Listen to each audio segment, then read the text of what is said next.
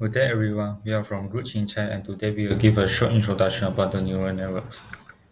So what is neural networks? Neural network is the collection of algorithms designed to process data and produce an output with the least error.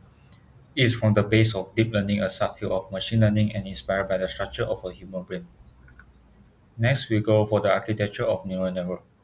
Neural network basically is made of input, output and hidden layers. It is designed to mimic the processing power of a human brain. So there are five key elements in the neural network. When we see the diagram beside, each point is called as neuron. At each neuron, every input has an associated weight which modifies the strength of each input.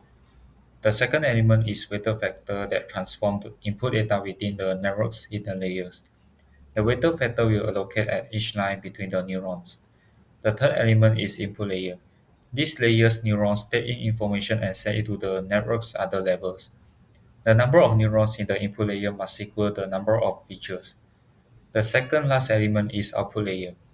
This layer is the one that provides the predictions. The last element is hidden layer. This layer concealed between the input and output are used to segregate them, and the number of hidden layers will depend on the experiments.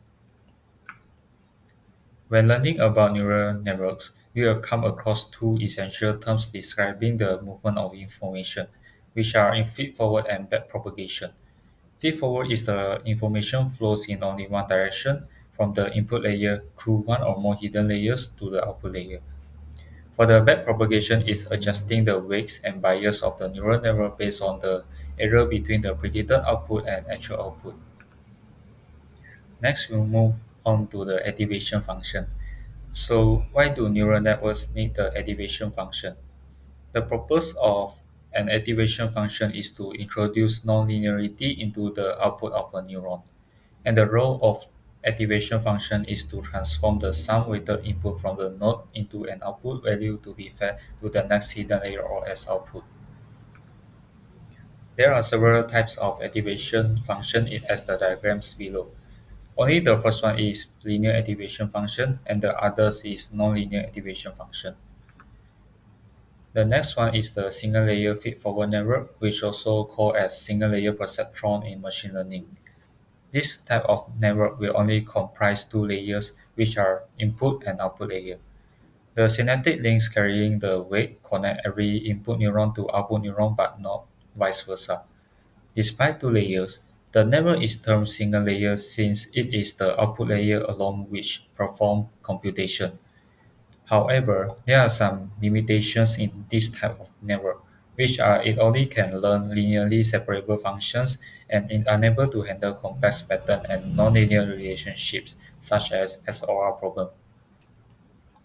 Another one is the multi-layer feed-forward network, also called as multi-layer perceptron. Besides having input and output layers, it has one or more intermediary layers called hidden layers, with threshold value for the input neurons, and one neurons in the first hidden layer, and two neurons in the second hidden layer, and n output neurons in the output layer is written as threshold minus m1 minus m2 minus m. The strength of having hidden layers is it enables to learn a representation of nonlinear relationships. Meanwhile, there are also have some limitations. It's still limited in representing highly complex and nonlinear relationships. It also requires a large amount of training data and computational resource. The last one is the recurrent network. This network is a bit different because there is at least one feedback loop. There could also be neurons with self-feedback links in which the output of the neuron is fed back into itself as input.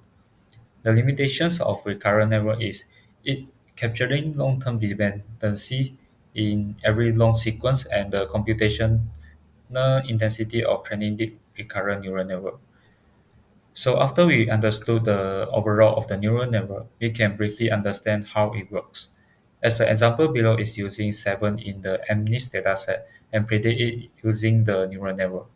The 784 is the input layer, the middle two is the hidden layer, and the last is the output layer.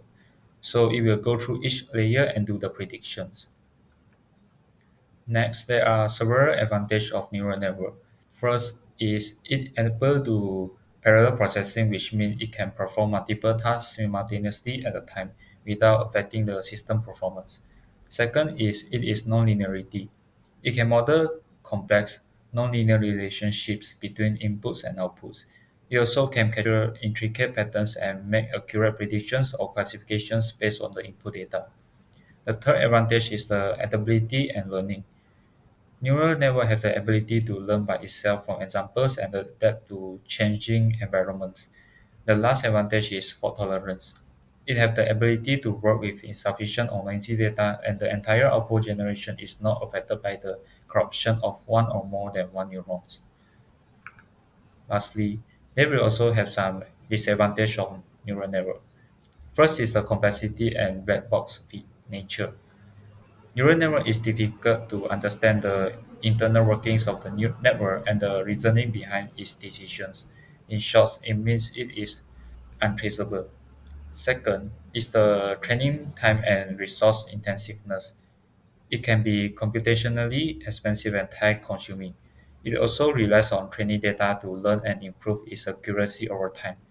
Last but not least, the third disadvantage is it might be face overfitting issue. It may become overly specialized in the training data and perform poorly on unseen samples.